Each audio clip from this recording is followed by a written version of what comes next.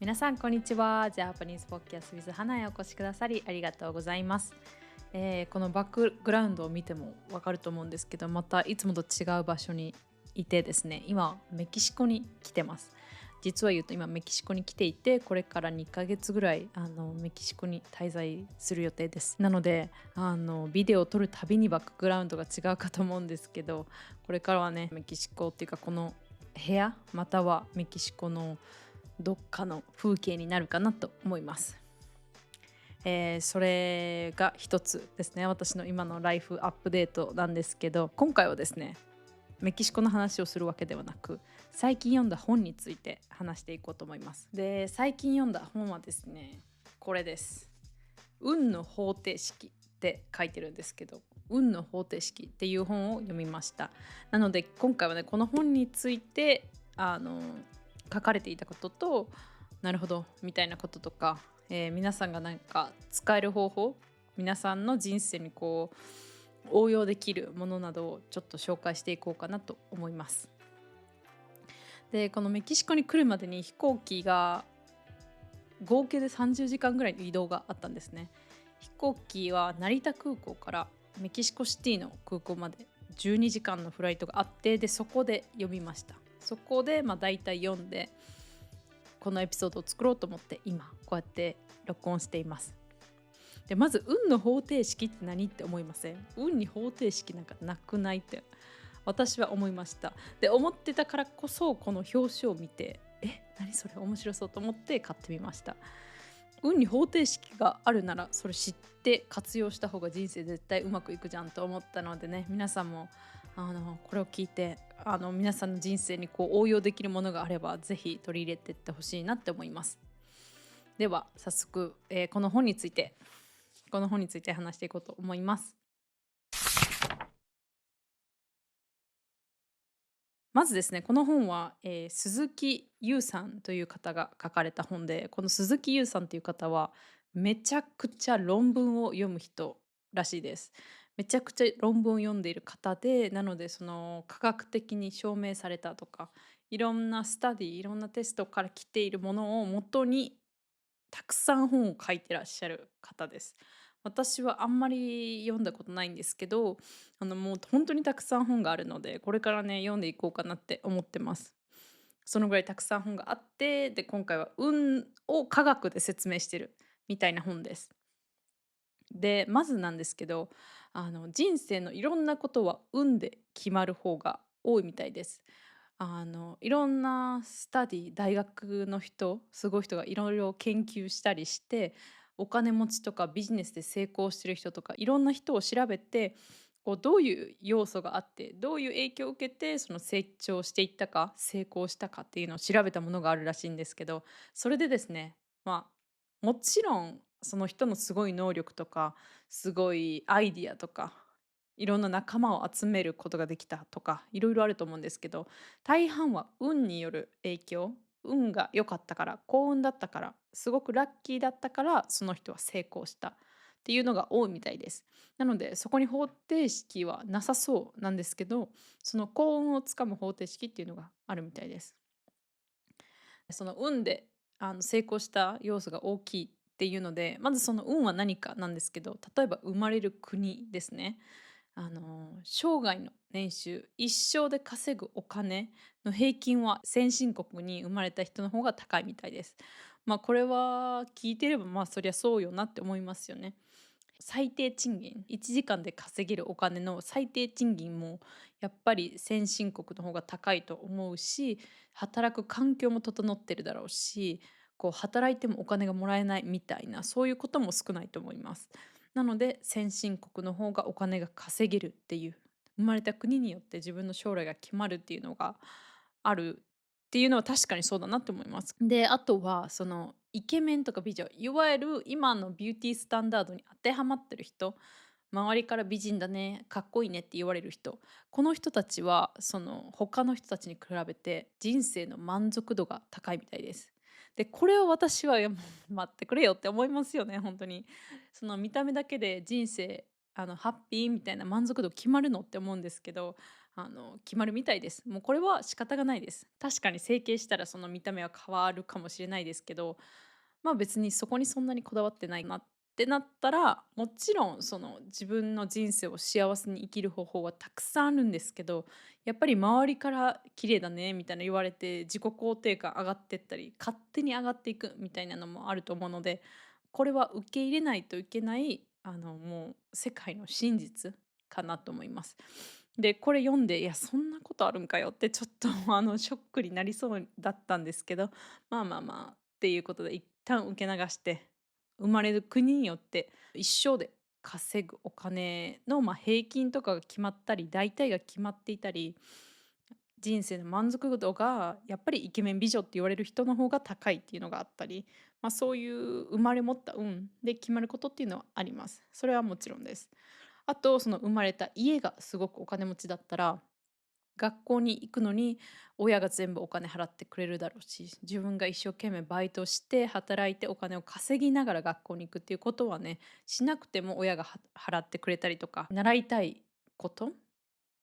スポーツ習いたいとか、ピアノ習いたいとか、思ったらすぐそれを練習できて、その才能を伸ばすことができるとかね。それはその生まれる過程によっていろいろ決まることがありますよね。なのでこういうのも全部運で決まるっていうのは確かに納得せざるを得ないことかなって思います。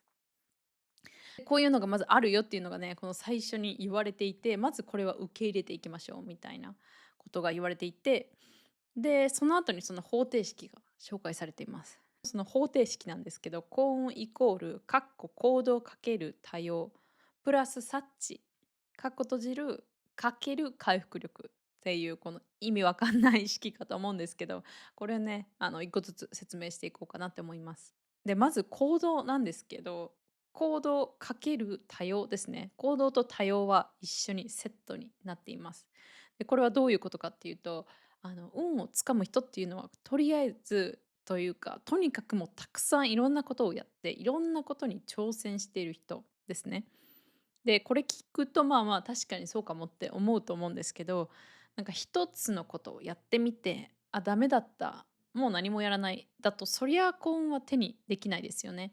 なので一つ目のビジネスに失敗したとしても二つ目に挑戦してみる。で二つ目ダメだったとしても違うかと思って三つ目やってみるみたいな、今成功しているその会社とかCEO の方とか多分今までたくさんのビジネスとかたくさんのプロジェクトをトライして、で成功したものを成長させてったっていう感じだと思うんですけど、それがみんな1個目じゃないと思います。もちろん1個目の人もいると思うんですけど、10個目10回目のアイディアをトライしてやっとちゃんとお金も手にできて成長できたみたいな人が多いんじゃないかなと思います。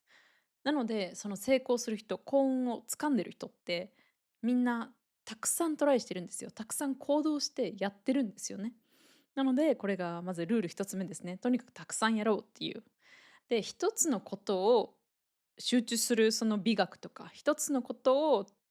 極めていくっていうのも大事だと思うんですけど、一つがダメだったら、違うことをたくさんするっていうのがいいとされています。それが幸運をつかむチャンスって言われています。確かに一つのことをね、ずっとやって、それで失敗し続けると、やっぱり、あの、メンタルも落ち込んでしまうかもしれないし、それが本当にそのマーケットとか世の中の需要がない場合、必要じゃない場合はどうやってもそのお金も稼げないし、成功もできないですよね。なので、いろんなことをたくさんやってみて、自分がやりたいことを見つけるとか、お金が稼げそうなこと、人々が欲しいその価値とか、サービスを提供するっていうのが大事なので、たくさん行動して、たくさんいろんなことをやるっていうのが大事です。で、もちろんその、一つに絞るのはいいんですけど、そのいろいろね、まずはやってみる。で、まずはやってみて、一つ何かパンって跳ねたみたいな、こう、例えば YouTube の動画でも、いろんなジャンルの動画を出してみて、何か一つ人気があったってなったら、それをまた似たようなのを繰り返し作って、あの、動画を見てくれる人の興味をね、こっちも探りながらいろいろ挑戦してみるっていうのがあると思うんですけど、一つ成功したと思ったらそこに全集中で力を注ぎ込むっていうのも大事みたいです。なので、やりたいことが見つかるまではいろいろやってみる。で、見つかったらそこに全てを注ぎ込むみたいなサイクルを繰り返していくっていうのが幸運をつかむ大事なポイントみたいです。で、確かにその一つのね、なんかアイディアがちょっと人気があったと思っても、そこを無視してまた次のをやると、チャンス逃してることになりますよね。なので、一つこれがいいかもって思ったら、それに全力を注いでみるっていうのも大事です。で、なんですけど、行動いっぱいしてるな、いろんなことやってみた、でも何もうまくいかないみたいな方もいるかもしれないんですけど、その場合はね、察知ができていない、気づけていない場合が多いかもしれないです。これがその次の方程式の、カテゴリーなんですけど、幸運とかチャンスに気づく必要があります。で、この気づくっていうのも確かに本当に大事だなって思います。例えば誰かから何かね、お誘いがあってもなんとなく断ってしまったりとか、動画が伸びているポッドキャストとかも再生されているのに、そのポッドキャストはまた違うかと思って、なんか次のことをやってみるってやってると、こうチャンスを逃してることになりますよね。なので、このチャンスをつかむっていうのが、チャンスに気づくっていうのがすごく大事な能力みたいです。で、それを試しているその大学の研究があって、大きな木にお金のお札をね、吊り下げたみたいです。で、そこの下を通る学生がどのぐらいそのお金に気づくかどうかっていう実験があったみたいです。で、その木がね、すごく高い位置にあって誰も気づかないんじゃないかなって思う人もいると思うんですけど、それは普通の男性、身長170センチぐらいの人だったら絶対に目に入るこの高さ、この辺にお金が吊ってあるみたいな感じだったらしいです。で、その実験をすると、多くの人がそのお金に気づかなかったみたいなんです。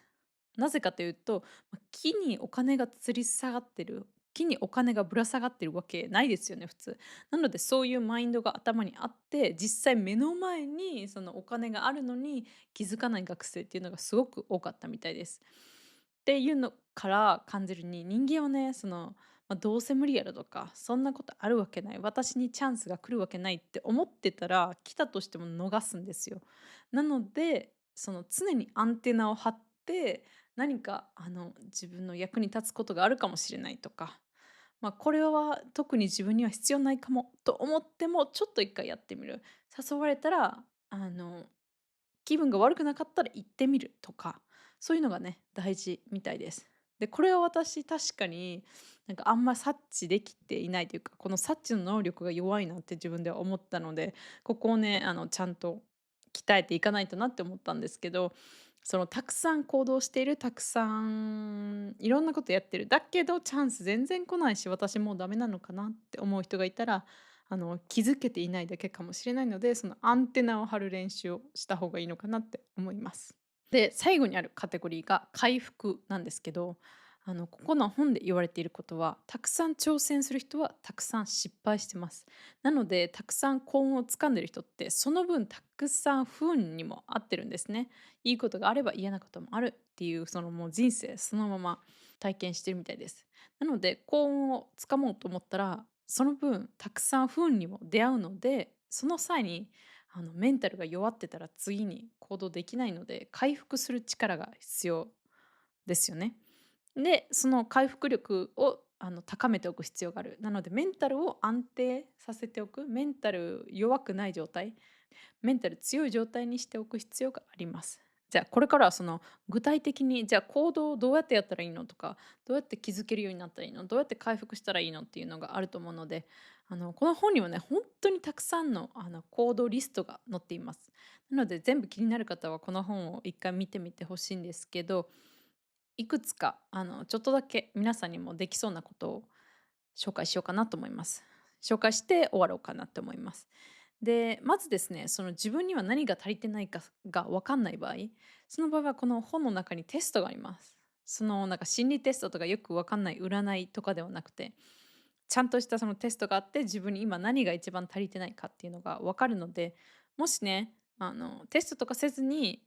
絶対もうちょっと行動せなあかんなとか、いろんなことやった方がいいなとか、自分メンタル弱いからすぐ弱ってしまうっていう方は、そこの項目からまず、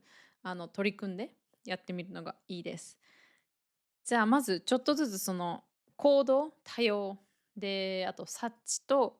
回復ですね。この項目から皆さんができること3つずつお話ししていこうと思います。ではまず行動のとこからなんですけど、行動をたくさんするってことは、好奇心、やりたいって思わないといけないですよね。いやいややってても続かないので、やりたいって思うその好奇心を育てるリストがあるので、それを見ていこうかなって思います。で、まず一つ、多分これはやってる人も多いと思うし、すぐ簡単に今すぐできること、今日もうできることの一つが、海外のニュース記事を読むことです。で、皆さんだとこうやって日本語を学んでるってことなので、日本語のニュース記事を読んでみたりっていう方も多いかと思うんですが、海外のニュース記事を読むことで、自分にはない視点が手に入れれたり、日本語を学ぶってことで、自分の母国語にはない考え方が手に入ったりするので、海外のニュース記事を読むっていうのはすごく簡単でめちゃくちゃいいと思います。で、これはその皆さんの国のニュースで、例えば日本について話しているものではなくて、日本のニュースサイト、日本語で書かれているニュースサイトを読んでみるっていうのが一番いいと思います。これ普段やってる方は、その普段読まない国のニュースを読んでみるっていうのがいいし、日本のニュースまだ読んだことないっていう人はね、日本のニュースを読んでみてください。で、ニュースはなんか別にちょっとなっていう人は、その国の本とかでもいいと思います。すごく簡単な小説とか、子供に向けた本を読んでみるっていうのもいいと思います。今だとね、皆さん日本語を勉強してると思うので、日本の子供向けに書かれた本を読んでみると、その日本ではどんな内容の本があるのかっていうのと、あと日本語が勉強できるっていうので一石二鳥だと思うので、ぜひね、ニュースとか本を読んでみるっていうのをやってみてください。で、もう一つこれもすごく簡単。もう今だと皆さん Netflix とか Amazon プライムとか Hulu とか、ディズニープラスとか何でも多分一つぐらいはサブスク登録してるかと思うんですけど、そこで今まで見たことがないジャンルのものを見てみるっていうのが一つあります。映画でもいいし、アニメでもいいし、なんだ、ドラマでも大丈夫です。で、例えば私だったらコメディとかロマンス映画、恋愛系のドラマをすごく見るんですけど、アクションとか SF 系はほとんど見ないんですね。なので私だったらそういうのを例えば英語とか韓国語とかスペイン語のやつを選んで見てみるっていうので、こう自分が普段は触れないようなジャンルに触れて好奇心を育てるっていう方法があります。なので皆さんも普段だったら見ないなっていうジャンルがあるかと思うので、それを日本語で見てみる。でもし一人で見るのはなと思ったら、そのジャンルが好きな友達と一緒に見てみるっていうのもいいと思います。私も例えば、ホラー映画とか絶対に一人では怖いし見ないんだけど、もしホラー映画が好きな方がいたら、その友達がいたら、一緒にだったら見るかなみたいな。なので、一人だとね、ちょっと挑戦しにくいことってあると思うんですけど、その場合はね、友達と一緒に、韓国ドラマ見たことなかったら、韓国ドラマ好きな友達と一緒に見てみようっていうので見てみるっていうのもいいと思います。で、これはその全てのシリーズを見ないといけないとかではなくて1話でいいらしいです。この本によると1話だけでいいので見てみるっていうのが大事みたいです。普段の自分のコンフォートゾーンから出るわけじゃないですけど、普段だったら触れないような情報に触れていくっていうのが大事みたいです。で、これをね、人生で1回だけやってもそんなに変わらないかもしれないので、その定期的に月1回とか、2ヶ月に1回ぐらいは自分の興味ないものも一旦見てみるっていうのがいいみたいです。では、最後もう一つですね、好奇心を育てるためにできる簡単なことは、いつも行くレストランがあったら、そこでいつも頼んだことないメニューを頼んでみるっていうのがあります。いつもよく行くレストランだったら、確かに同じもの頼みがちだなって私は思います。私はすごくね、もう一度これって決まったらもうそればっかりってなるタイプなんですけど、皆さんはどうですか？いろんなメニュー試しますか？私だとね、試さないので、確かにこれはやった方がいいなってすごく思いました。その嫌いなものは食べなくていいんですけど、もちろん。もしね、頼んだことないなとか、昔頼んだけど最近味忘れたなみたいなのがあれば食べて、もしかしたら自分の新しい発見につながるかもしれないし、その自分の好きがね、広がるかもしれないし、やっぱりなっていう、あんまりだなっていう再発見にもなるかもしれないので、それが、もう一つですね、好奇心を育てるためにできること。あとはそのいつも同じレストランに行く方だったら、今日は違うレストランに行ってみるとか、今日は違うカフェに行ってみるとか、このいつもと違うことをするっていうのがすごく重要です。なので、カフェでも、レストランでも、映画でも本でもニュースでも何でも、いつもと違うものをね、今日または明日に一つだけやってみてください。一つだけやることで、皆さんの好奇心が育てられて、どんどんどんどんいろんなことに挑戦できる人になるのかなって思います。では次ですね、社会性って言って、なんか自分から人を誘ってみる、友達をランチに誘ってみる、ディナーに誘ってみるとか、そういうのが大事になってくるとこですね。で、そうやって定期的にいろんな人と会うことで、思いもよらぬとこからチャンスが舞い込んでくるっていうのがあるので、運に関して言えば、広く浅く交友関係を持つことが大事みたいです。なので一人の人と本当大親友もこの人だけいれば生きていけるみたいな友達作り、それでもいいと思うんですけど、運に関して言うと、幸運をたくさんつかみたいっていうことに関して言うと、いろんな人と出会う必要があります。そんな深く親友にならなくていいので、いろんな人と出会って、いろんな話をして、いろんな話を聞いて、いろんなことを学んでいくっていうのが大事だし、そうやって本当にちょっとだけ知ってる、1回しか会ったことないっていう人でも、この自分を知ってもらってると、思いもよらぬとこから仕事のチャンスが来たり、何か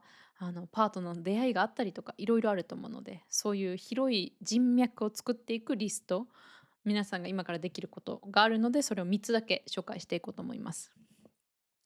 そうですね、本当にいろいろリストが今この本見てて、本当にいろいろリストがあるので、人によってね、簡単と思うこととか、難しいと思うことが違うと思うんですけど、私が思う皆さんすぐにできそうなことですね。まず一つ目が、よく行く店のレジの人に挨拶するっていうのがあります。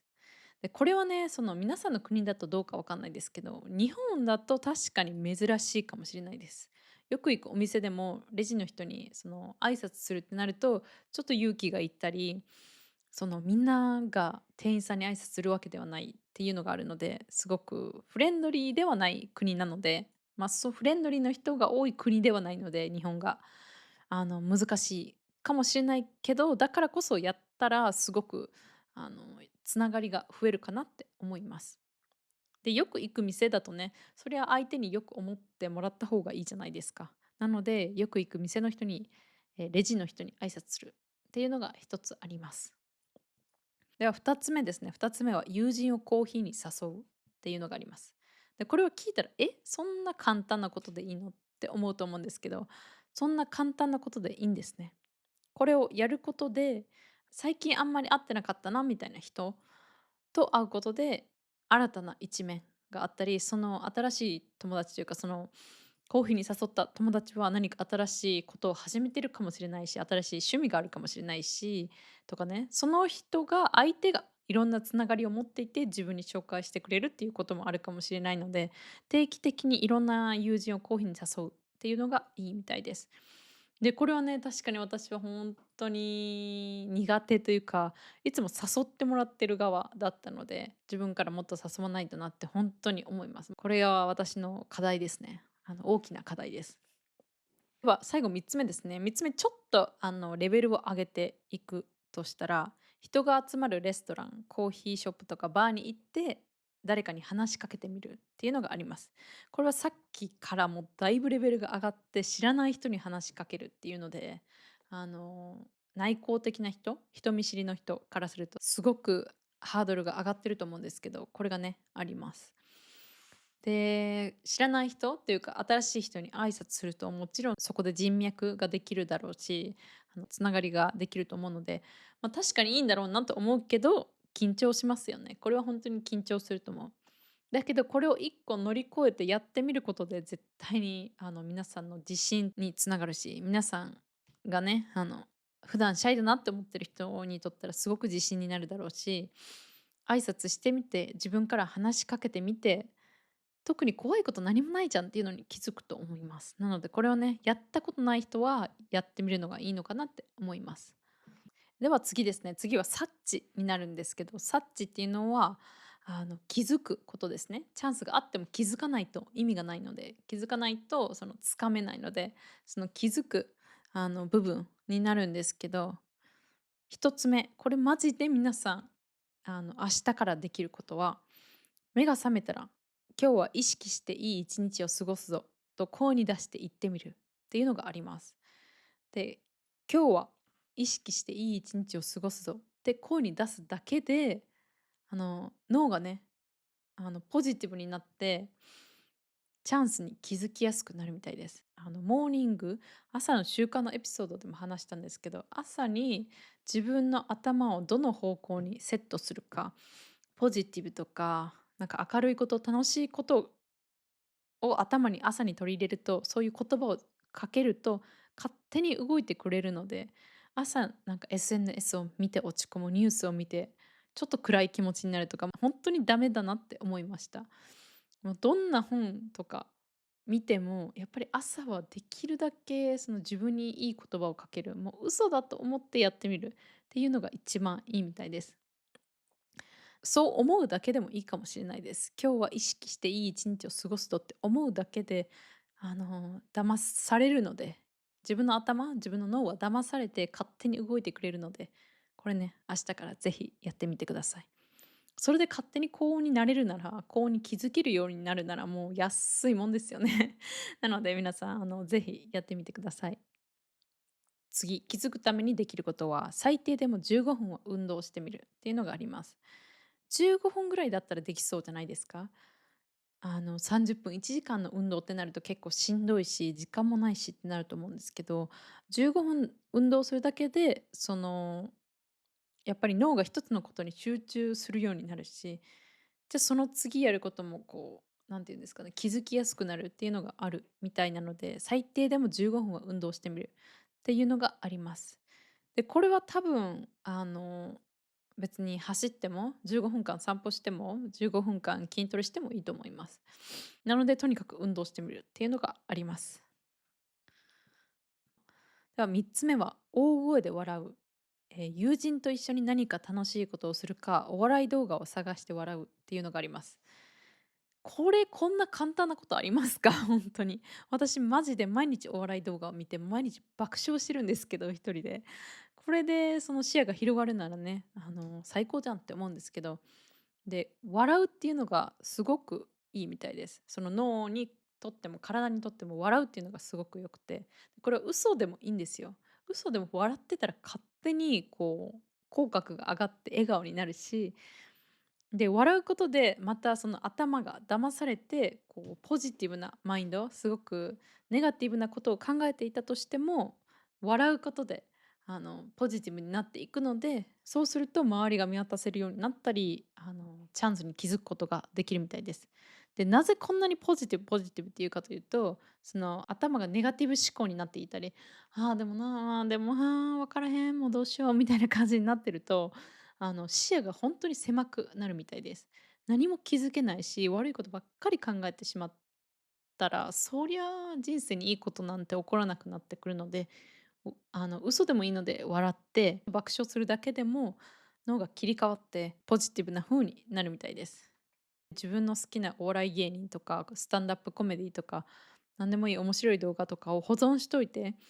なんか最近あんまり調子良くないかもって思ったらその動画を見て笑うっていうのがいいと思います。自分の好きなコメディのドラマのシリーズとかアニメとか映画とか何でもいいので、そういうのをね一つリストに入れておいて、最近うまくいってないって思ったら、とにかくその動画を見て、全部忘れて笑うっていうのがいいみたいです。私はね、これ結構ね、できてるかもって思いました。本当にお笑い芸人の方がめっちゃ好きで、毎日本当に笑ってます。ちょっと寝る前わかんないですけど、なんかご飯食べる時とかに、あの、動画見ながら、勝手に一人で爆笑しながら食べてるので、これはね、私いけてるじゃんって思いました。では最後ですね、最後に回復力。メンタルが弱った時にどうやって回復していくかなんですけど、えー1つ目できることは、スマートフォンのホームスクリーンに散らばったアイコンを整理する。スマホの中のアイコンを整理するっていうのがあります。で、これは私確かに、うわってちょっと刺さりました。なぜなら、私のホームスクリーンって結構散らばってるんですよね。なんか、新しいアプリをダウンロードしても、結構そのまま、なんかもう、あまり動かさずに、そのまま放置しがちなんですよね。なので、これは、すぐできるしやろうって思いました。で、皆さんも、すごくもう綺麗に整っている人と、そうでない人もいると思うので、もしスマホをパッて開いて、なんか見た目バラバラだなとか、使ってないアプリが真ん中にあったりとか、そういうのがあったら一度整えてみるっていうのがいいかなと思います。で、もう一つは、翌日の着替えを前日の夜までに用意しておくっていうのがあります。で、これもめっちゃ簡単じゃないですか。今日夜寝る前にできることですよね。で、これをやることで、朝がね、少しでも時間のゆとりがあることで、こう慌てることがなくなって、こうメンタルがこう、うわうわどうしよう時間ないわーってこう忙しくなることが減るので、あの、前日の夜にできることがあれば全部やっておくっていうのがすごくいいみたいです。で、私はね、これ結構ね、やってます。学生の時から前日の夜に明日何着るかを決めて、もう服を決めておく。朝はできるだけ時間がなくても大丈夫なようにしておくっていうのがあって、結構やってるので、いいじゃんって思いました。これもできてるじゃん、やったねって思いました。なのでね、まだやったことないっていう人はぜひやってみてください。で、服は別にファッションに興味ある、興味ないとかは関係なく、もう何でもいいので、明日着る服を決めて準備しておくっていうのがすごくいいみたいです。では最後ですね、長くなってきたかと思うんですけど、最後にできることは、寝る前に次の日のトゥードゥリストを作成しておくっていうのがあります。で、これも一緒で、明日何やるかを書き出すことで脳がリセットされて整理されるので、夜眠りにつきやすくなったり、ぐっすり寝れたりするので、それで寝ることでメンタルが回復したりっていうのもあるみたいです。で、トゥードゥリストはね、書いた方がいい、書かない方がいいとかいろいろあると思うんですけど、何をやったらいいかわからない状態が一番メンタルが不安定になるので、トゥードゥリストを書いて、もうこれだけはやる、一つだけ、これだけは絶対やるっていうことを決めておくだけでも、メンタルが安定したりするみたいです。なのでね、これは、別に普段トゥードゥリスト必要ないよっていう人でも、寝る前にね、1個でいいので書き出してみてください。もしかしたら何か変わるかもしれないです。ということで、今回は、この運の方程式っていう本について紹介してみました。結構長々となんか本についていろいろ喋ってみたんですけど、もう私が話したのは本当にほんの一部なので、まだまだ話してないこの本に書かれた幸運になる方法、幸運をつかむ方法がたくさんあるので、もし気になる方がいたらぜひね、読んでみてください。私別に全然スポンサーというかそういうことは全くなくて、ただただ自分で読んでみて、あの皆さんのね役に立つかなと思ったので紹介してみました。で、私も取り入れた方がいいなっていうこと、改善した方がいいなっていうアクションプランがたくさんあったので、一個ずつちょっとずつやっていこうかなって思いました。行動とか好奇心を高める方法、いろんな人に出会ってコネクションを増やす方法とか、メンタル弱いなって思ったら回復できる方法などを少しずつ紹介したので、もしその中でできそうなやつがあれば、明日1個でいいのでやってみてください。それを続けることで、ちょっとでもね、ポジティブ思考になって幸運がゲットできる、幸運に気づく可能性が上がると思うので、皆さんもよかったらぜひやってください。で、最初に、この本の最初にも書かれてある通り、運なのでコントロールできない部分もたくさんあります。自分の生まれる見た目とか、この顔とか、生まれた国とか、自分が持ってるパスポートとかね、コントロールできない部分も本当にたくさんあると思います。あるっていう現実をまず受け入れることで、じゃあ自分が次何できるかっていうのが明確になっていくと思うので、そのコントロールできる部分とできない部分を理解して、できる部分をちゃんと一個ずつやっていく、ステップアップしていくっていうのが大事かなと思います。具体的なアクションなどいろいろ紹介してみたので、皆さんが明日これだけはやろうって思うことがあったら、それをね、コメント欄に書いて自分へのリマインドとしても使ってもらえたらなと思います。では今回はここまでになります。皆さん今回も最後まで聞いてくださり本当にありがとうございました。ではまた次回のエピソードでお会いしましょう。皆さん今日も良い一日をお過ごしください。それでは。